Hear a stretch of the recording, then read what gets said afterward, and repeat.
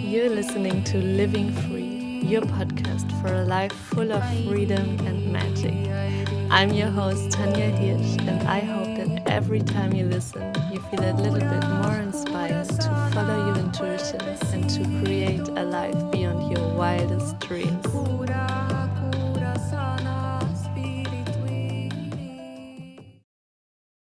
Welcome back, my loves, to the Living Free podcast. Today I have a juicy, inspiring and deep interview with Aurika Valan for you. But before we dive into the episode, I have an announcement to make. The doors for Soul Aligned are officially open. We start on the 25th of September until the end of the year. It's a 3-month deep healing and embodiment journey through your body to create the life that your soul deeply desires. And you can listen to my previous podcast episode where I share all the juicy details of this 3-month transformative, life-changing program where we will really dive deep into your soul, into your inner world to see what's out of alignment with your truth. Where are you operating in your life out of old wounds, old pain, and how is it showing up in your life? We're going to go to the root cause and self-source your inner child. You're going to learn how to feel safe in your body, how to ground yourself, how to activate your sexual energy, how to be in your power and reclaim your power, how to open your heart, de-armor your heart so you can really share from an authentic place. And then we're going to go all the way up into your throat. We have a beautiful woman joining us as an expert for the yoni throat connection. So this will open your throat so you can share your voice. And this is especially important if you have your own business or you're starting your own business where you are your business and you're sharing your voice with the world. And there's so many blocks, so much fear in this area. And we really work through the body so you can share your gifts, share your voice with this world without holding back and keeping yourself small. You're going to be connected to your body, to your intuition, so you don't operate your life from your mind, but from your body and soul. And the woman that already joined blow my mind. They are so willing to do the work. They are ready to show up, to invest in themselves. And if you feel the calling to join, like I said, you can find the details in my last podcast episode. And you can also look in the show notes. I will add the link and you can have all the information waiting for you. And I can't wait to read your applications. Share with me your biggest vision. How do you want to feel after these 3 months? What would be your best dream case scenario?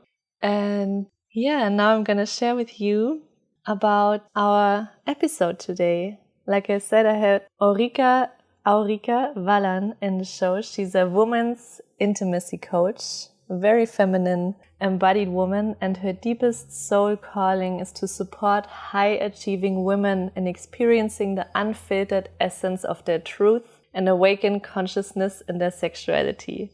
Aurika mentors high-achieving women to awaken their sexuality, master the art of polarity, and create extraordinary relationships where they feel deeply cherished and claimed. Aurika works with women long-term through one-on-one and group coaching, blending somatic trauma-informed methods and tantra, creating an embodied transformation that lasts for the rest of their lives. And you can feel the power of her work when she talks, because she has quite a journey. She's had quite a journey on her own, and she's a really embodied feminine woman. And we talked about how you can use the art of polarity in your relationship and in business. How you can start de-armoring your heart. So if you feel your heart is very closed, she shares a beautiful technique how you can create de-armoring those layers and why a sacred morning practice is essential to get there. How to strengthen your inner masculine and your inner union between your inner masculine and inner feminine, which is really important to live in wholeness and to get back into your feminine magnetism. She also shares the art of polarity and how this can really look like in your everyday life, in your relationship, in your business, how you can implement these polarities into these areas. So without further ado, let's welcome Aurika to the podcast. Welcome to the podcast, Aurika. I'm so grateful and excited to dive deep with you today. Hey, beautiful. So happy to drop in. So the first question I ask all of my podcast guests is, what does living free to you mean right now in this moment? Living in deep attunement to the openness of my heart, moment to moment. And this is my feminine integrity. How deeply can I feel? And how deeply can I open as love, moment to moment, and expressing my emotions and my longings, my desires in the moment as they come. I loved it. Are you able to live like this all the time, or are there moments where you kind of close your heart for a moment because it feels safer? Of course, I do not think that we should offer the surrender and the openness of our hearts just fully anytime with anyone. Definitely not. Right? However, for me, it's about having a choice. Can I choose to keep my heart open because I know that's going to deepen my communion with myself, with God, with my beloved, with my romantic beloved, right? And then when I have the choice, I have the freedom, right? Even if it hurts, I can still open. But I can also have a choice to protect my heart if it's not the right moment or place, to express her vulnerability. Yes, so true. I love that. So I'm curious, for those who don't know you, how did you end up teaching about intimacy and polarity and relationship and all these things you're sharing today? Because every woman I interview in this podcast has a powerful story, and it's always related to what they're sharing. So in a nutshell, what brought you to this work, and how was your personal relationship with men and yourself before you ended up in the relationship you're in right now? Beautiful. So initially, I started off working with sexuality, primarily with sexual energy as a healing modality, because that was the very thing that helped me heal insomnia, heal some unhealthy patterns of attracting emotionally unavailable partners, and really go into the very core of these patterns that I was trying so hard to change with my mind. And that never worked, right? So going down to the very core of my sexuality, including my emotions, because they come very much in hand together with sexuality, I was able to go into the mystery that lies in my body, my subconscious, right? So by bringing consciousness and sacredness into my sexuality, I was able to heal some really, really challenging patterns. As I mentioned, primarily it was my insomnia, which made me basically feel like a robot for almost 2 years when I couldn't sleep, right? And also come back into secure attachment, where I realized that I can create love or a relationship where I feel cherished, safe, and chosen without a continuous seeking, going back and forth, having these intense peaks and valleys, just having this chaotic mess of relationships that, used to riddle my life. And when I transitioned more into intimacy and relationships work, I had this realization that, of course, okay, we awaken our hearts, we awaken the aliveness in our bodies, in our sexuality, but what's next, right? It's easy, kind of, relatively easy, let's say, to do this work by ourselves on our yoga mats in our bedrooms. But what do we do in life? How do we actually use these gifts, these feminine gifts in our businesses, in our relationships, even in our families? So this is actually the thing that's really fascinating to me the most, because when we learn how to bring the openness of our emotions and sexuality in our daily life, this is when we live in an embodied meditation. right? And I feel like this is the feminine path of living in deep attunement to our hearts and bodies and sexuality, because the practice never stops, meditation never stops. It's very easy just to be, love and light on your yoga mat, but when you're having a fight, this is when the real work begins. Yes. I love that. And if you take us a little bit back, even before you started sharing about sexuality, how did your relationship life look like? How did your professional life look like? What was the pivotal moment where you said, okay, something needs to change in my patterns, in the way I feel about myself and how I relate to the world? Yes. So there was not one single moment that I can say, okay, that moment changed my life. Very often the hero's journey is comprised of many tiny hero's journeys.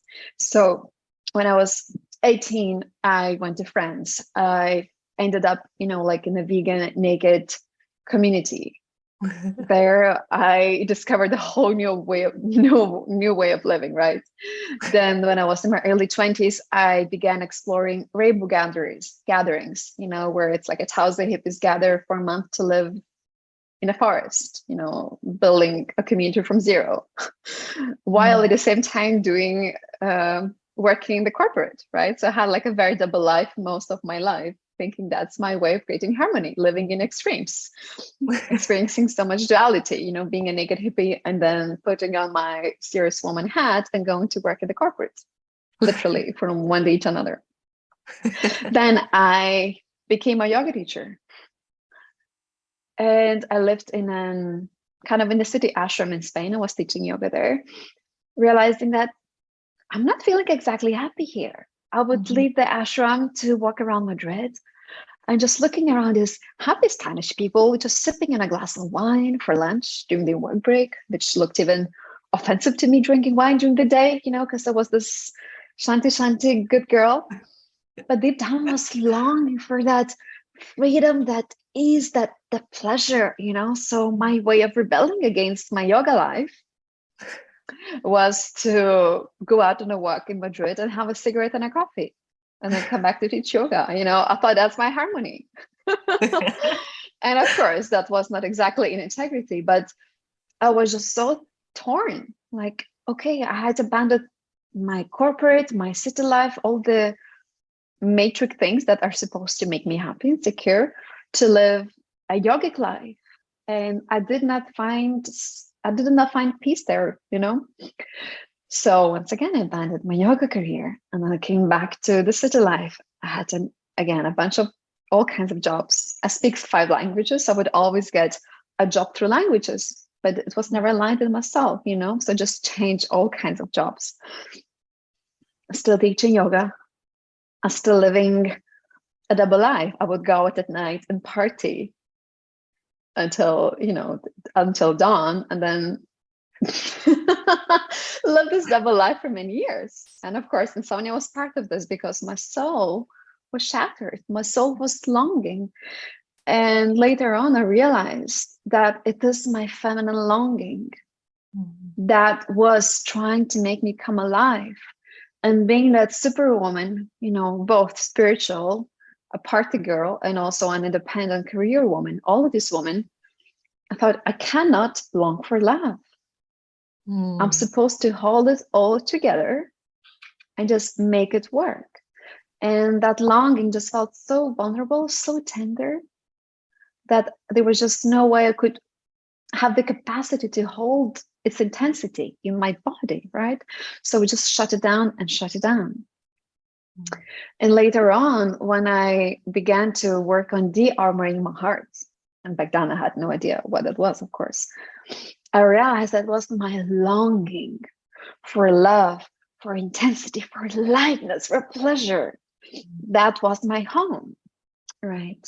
And so it was coming back home to my body, and sexuality was the main gateway that I found at the time that helped me find that sense of belonging. Wow, actually, I can experience that sense of love and bliss, even pain in my own body. And actually surrendering to that intensity, I came back home to my sovereignty as a woman, to my wholeness. And that moment, which lasted a few years, right? Not one single moment. That was the pivotal moment the pivotal phase in my life that I transformed my relationships.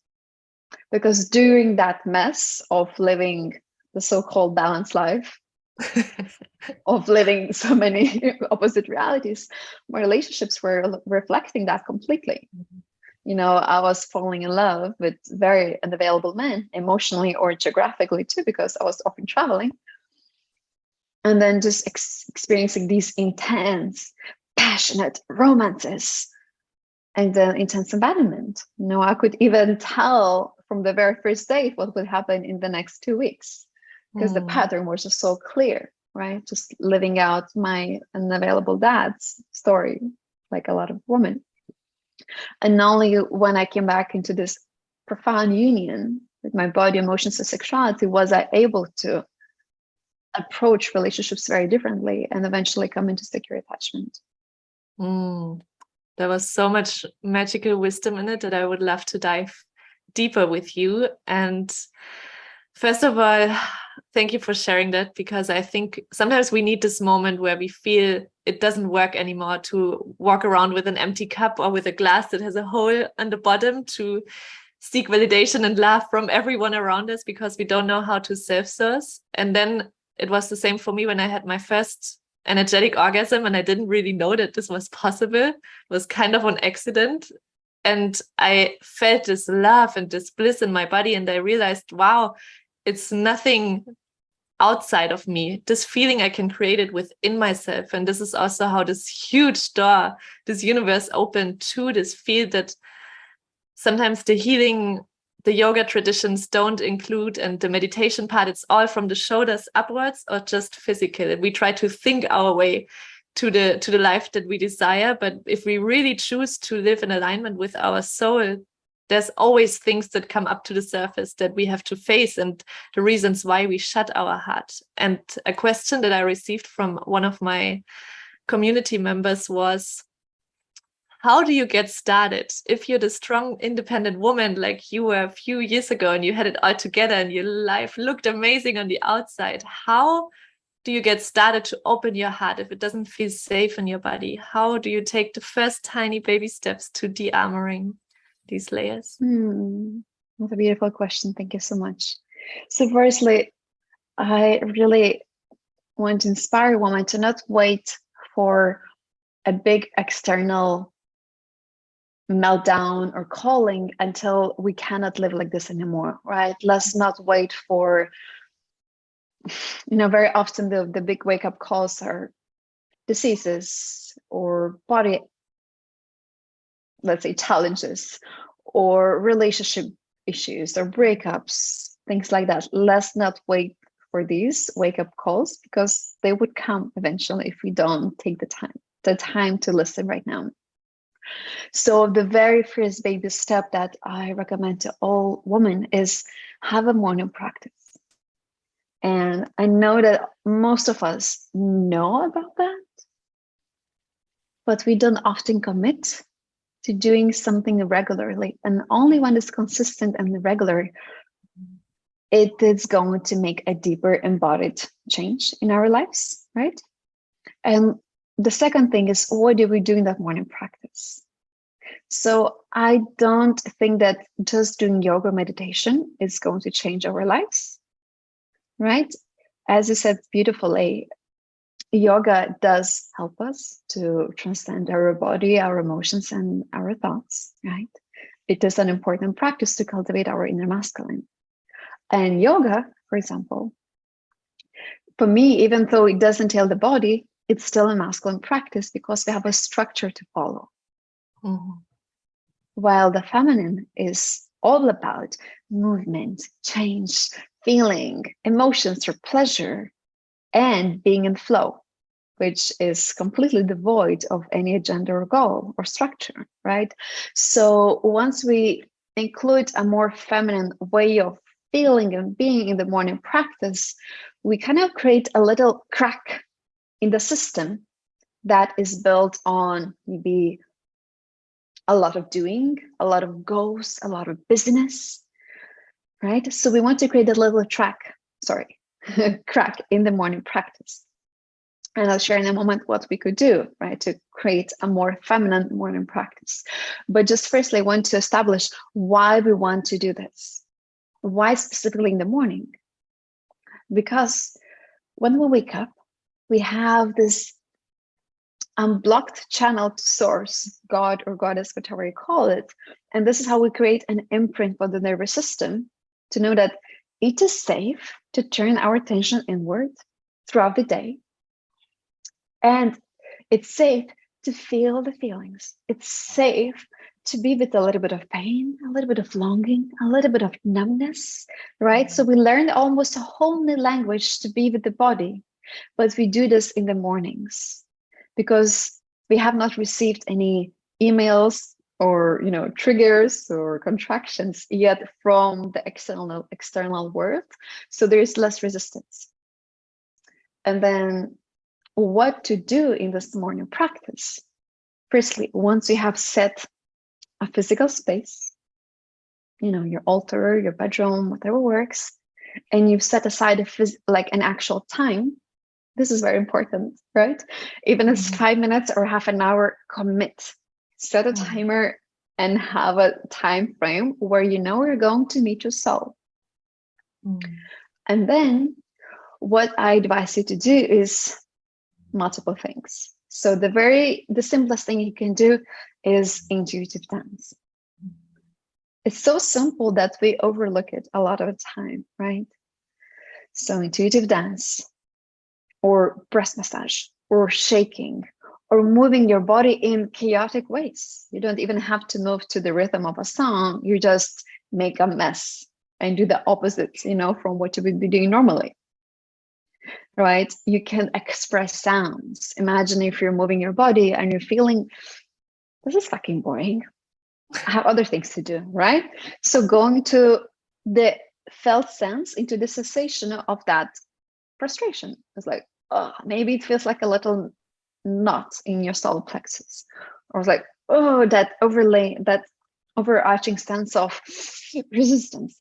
And you go into that resistance. It's pretty simple. But we have to do it, right? And when you go into the resistance, you want to move as that resistance. Right? Give it a sound, give it a breath. And just a few minutes of this a day, they will begin opening your emotional body.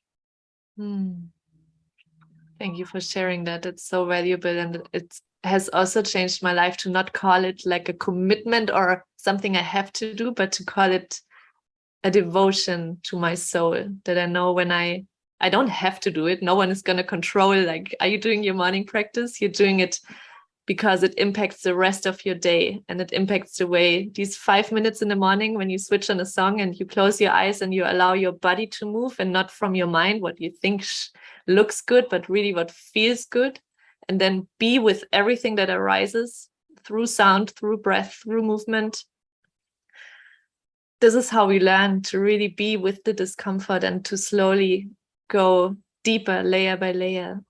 And I love that you talked about the inner masculine, because I can only speak for myself and the women I work with. Sometimes we want a man to hold us in our deepest emotions, and we're frustrated if he can't hold our emotions. But I realized they couldn't hold me because I couldn't hold myself in my emotions. And I really needed to establish an inner masculine, a safe container that I can also hold me when I'm a mess and I'm falling apart, and I don't depend from a neediness, like, can you please hold me because I can't, but to be in my masculine, to my feminine, to surrender. Can you give some tips on, or just maybe if someone listens and doesn't know what we're talking about, what the inner masculine is, what the inner masculine represents, and how you can establish a strong, healthy inner masculine for your emotions to feel safe to come up?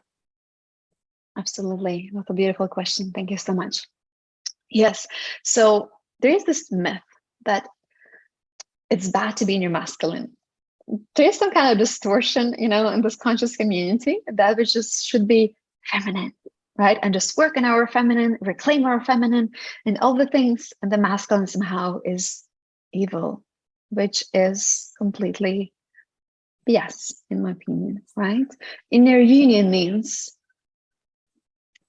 creating a strong inner coupling between our inner masculine and inner feminine, right? And the depth and the strength of this inner union will be very accurately mirrored in our external union, meaning our romantic relationships, right? So the best way to see what our inner union looks like is just look at your relationships, right?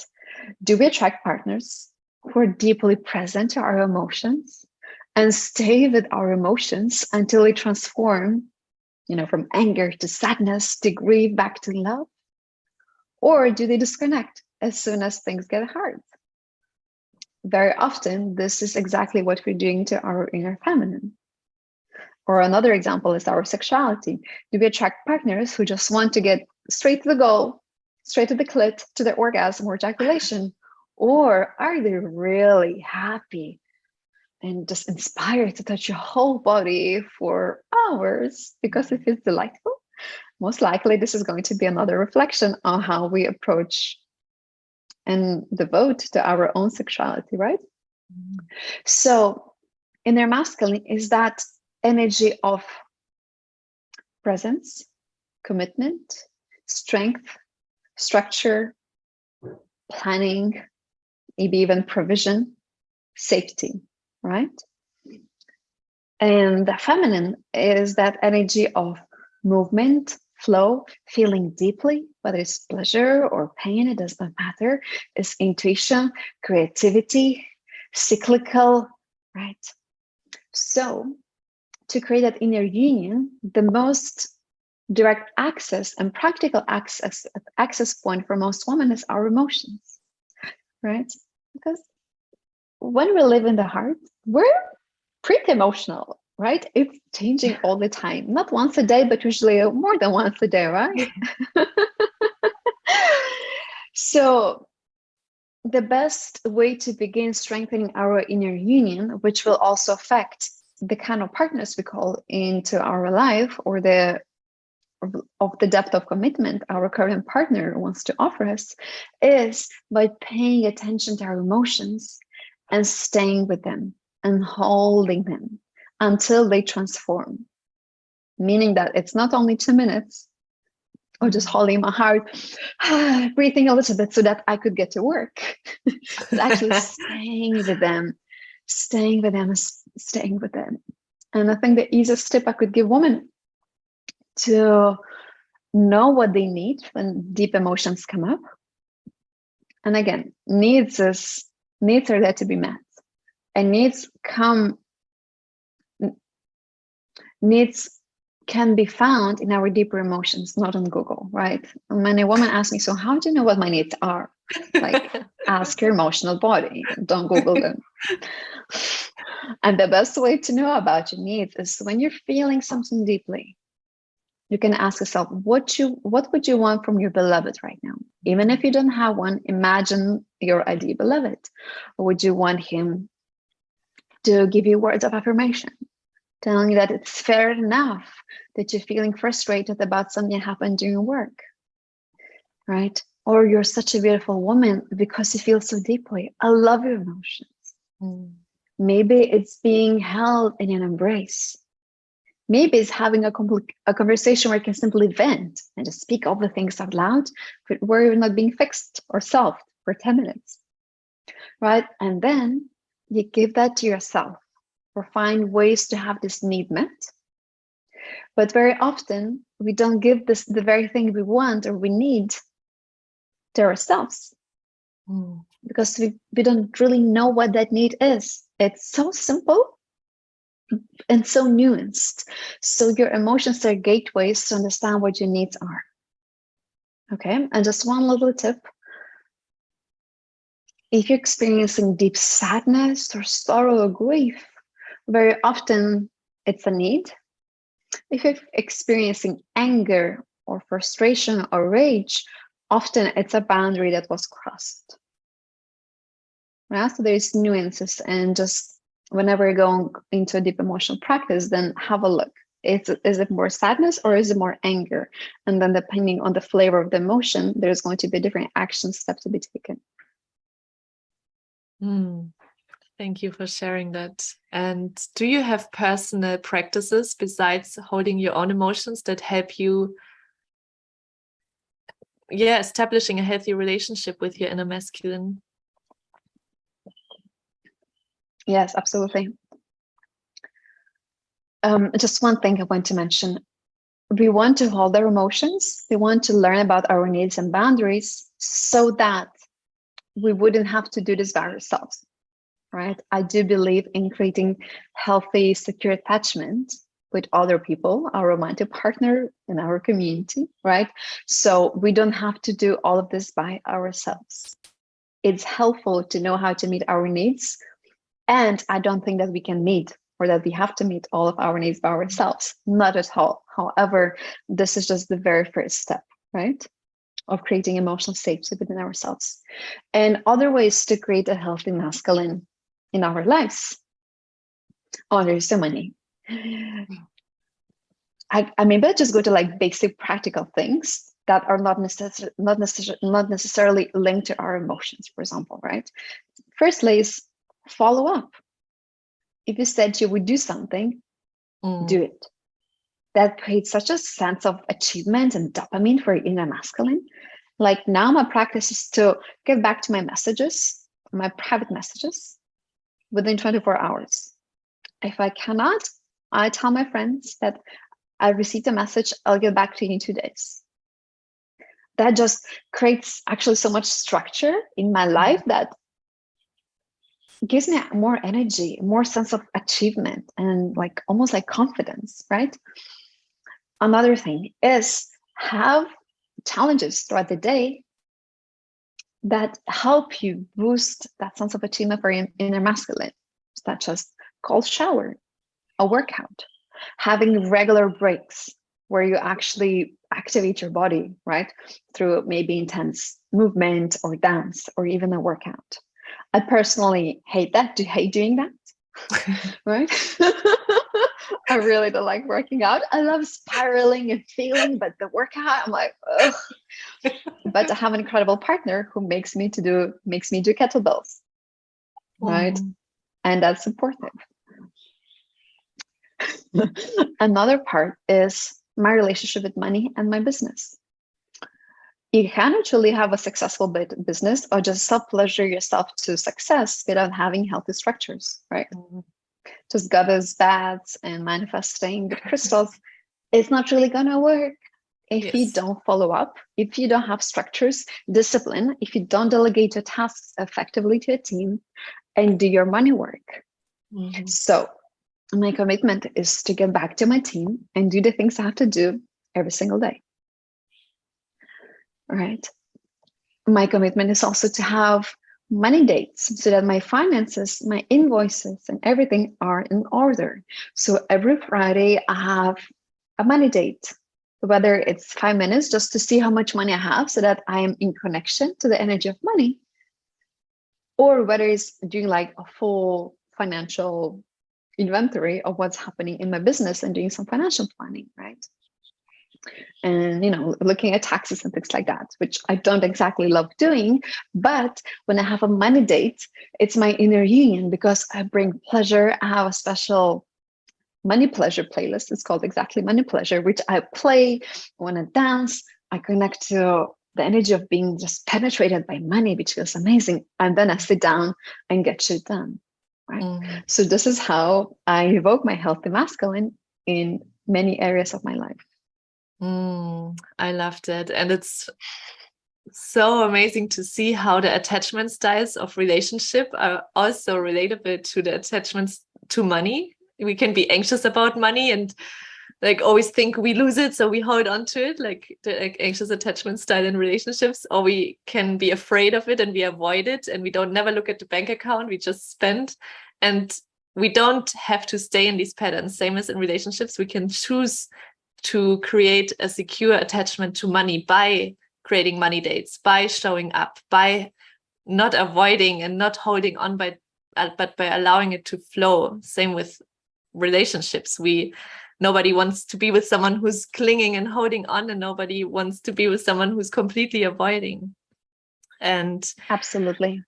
yeah, how did you experience this in your life, that when you discovered the polarity work and the work that you're sharing, intimacy, how does it relate from your love life to your business? Just like when it comes to attachment styles, polarity is also very universal, right? So primarily is also my inner polarity, right? So my inner union between the inner masculine and feminine, you know, they can just relax and be at peace, or they can feel magnetic to each other. They can feel that there is like, we support each other, we supercharge each other, right? So I try to bring that inner polarity where my feminine wants to inspire and seduce my inner masculine, and my inner masculine is there to fully claim her because he's turned on by her to my business, right? And so, for example, again, my approach is always being really down to earth and being really practical, right? This inner polarity could sound like, okay, sounds nice, but what do you do with that? So when I talk to my clients, I ask myself, which of my inner energies is required here, right? So for example, someone is sending me a DM, they want to work with me. So I'm like, okay, do I actually want to let them feel my heart? Do I want to magnetize them and maybe be playful, right? Or do I want to create structure and safety because they probably need to reveal something deep about their hearts? And just ask them some really powerful questions, maybe very short and powerful questions where they feel, oh, she's got a strong frame that I can lean on to, right? So I'm usually very intentional about which kind of energy I bring when. Does that make sense? I love that. Yes, totally. And how do you apply that in your relationship, the art of polarity? How does it look in your everyday life? How can you consciously surrender or tap into your feminine openness in your relationship right now? In my life in general, or in my romantic relationship? In your romantic relationship. Yeah. Well, so my partner does similar work, so that makes it easier because we have, the language at the very least to do this work. But primarily what we both do, leaving the language and the practices apart, we're both very committed to bringing these energies intentionally to each other, meaning that we're careful about what kind of energy we're bringing to each other moment to moment. If I've just finished my workday, I've been in my goal-oriented mode, I'm like, yeah, let's go, let's do it, right? I'm with that energy, which I have a lot of, and I love it. If I come to this with this energy to my partner, and my partner is very masculine, we're gonna have like a really cool conversation about business. We're gonna be like bros, but it's not exactly energy which creates sexual desire. We're going to have an incredible conversation, but maybe not a very deeply intimate moment. So then it's my feminine practice to transition back to my feminine. So I have something called the sacred shift. I even have a free guide about this, where I've listed 20 simple ways how to transition back to your feminine at the end of your workday. Of course, if your natural essence is feminine, that makes sense to transition back to if it's natural to you. So take my time, just like in the morning practice, to feel my body, to move, to go for a walk, to get a shower, to go to nature, watch the sunset if possible, right? Even get changed. I love getting changed too, to reflect my change in my energy. And then when I come to my partner, Kevin, he feels me very differently. Even if he asks me, okay, so how was the day? Then instead of having to speak about what I did or my to-do list, I can bring him my feminine aliveness. I'm like, oh, my day was so delicious. I want you to feel how delicious my day was through my body. And then I can just curl up on him, play with him, jump on him, kiss him, lick him, right? And tell him like, wow, it's hard how that you're so on purpose. Let me feel your power, right? So I have a very different kind of resource that's available in my body to offer to him as a feminine being. And that creates polarity.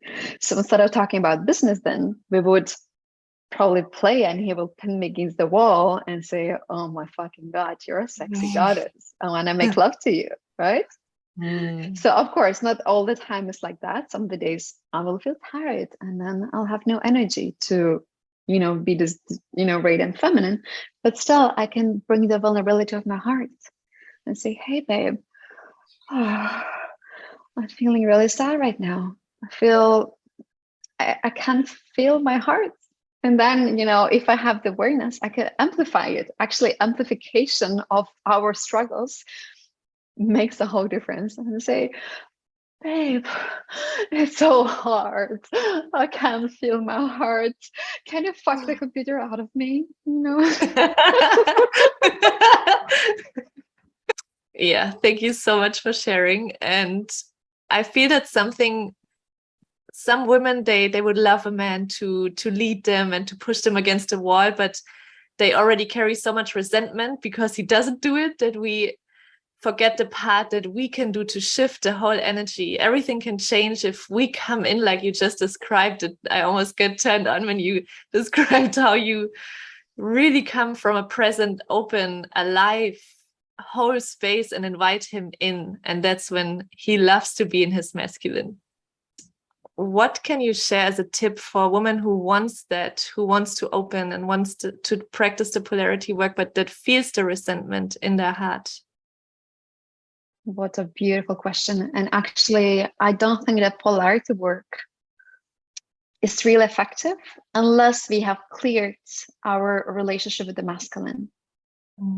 Right? So it's so important to do the deep embodiment, the deep healing work first before we can have that openness in the heart to offer that openness to our beloved, right? So the very first steps usually are healing our relationship with the masculine, primarily with healing our relationship with the father, right? It's known as the father wound.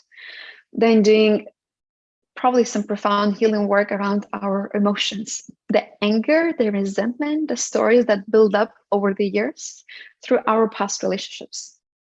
And once we begin healing our relationship with the masculine, often deep emotions come up. The resentment, the anger, feeling, why do I have to do all of this work? Now it's time for my man to show up in all the things. And these are just invitations for us to turn the attention inwards, right? To clear those things. I have an emotional alchemy guide, if that's helpful. I have about 17 techniques, I think, that will support you to clear the deep emotions. It's free. And eventually, you want to be in a relationship with someone who is compatible, who makes you feel safe. I do think that feeling emotionally unsafe and doing polarity work is going to save the relationship. It's gonna just feel a little bit, surface level. So you want to have the necessary agreements in your relationship where you have a clear emotional space, where you feel safe, where you feel chosen as a woman, right? Primarily, before you go and offer the depths of your feminine heart. So to do this work and to feel safe, to bring your sexual playfulness, for example, you want to have done the healing work with the masculine, know how to process the deep emotions. And also, if you're in a relationship, ensure that you feel safe in it and that's a compatible relationship. Yes, so true. Safety is like the number one foundation for any healing work or for anything that comes up along the way. Thank you for sharing. And to wrap this conversation up, I have one last question for you that I ask all of my interview guests. And I invite you to close your eyes for this one and to imagine yourself as a younger version. Most of the time there comes intuitively a certain age, and through your journey, what you've learned, all the wisdom you gained, what would you like to tell her that would have made her journey much easier, that you know now? Ask for help. Mm. Reach out for support.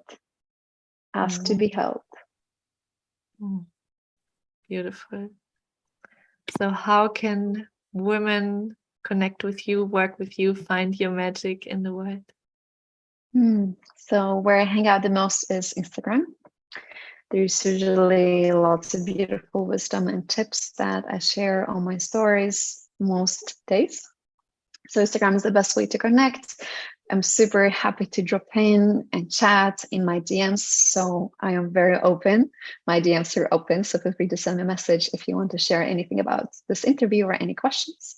And also, I have a really beautiful program coming up called Erotically Embodied. It's going to be the 7th round already.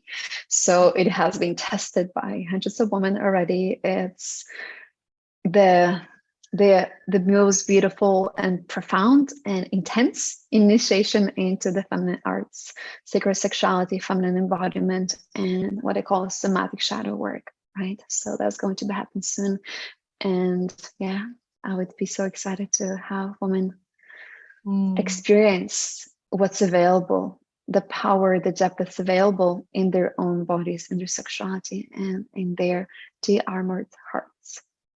I love that. I will link it in the show notes. Thank you so much for this conversation. Thank you so much. It's been a pleasure. I hope you took a lot out of this juicy conversation. Make sure to connect with Aurika. You can find her on Instagram. I tagged everything in the show notes. And if you feel you want to be part of Soul Aligned, my 3 months program, I really love to have a conversation with you to know more about where you're at in your journey right now and where you desire to be, so we can get you back into alignment and to see if this program is a perfect match. Because it's not a program where I send the link to everyone and everyone can join.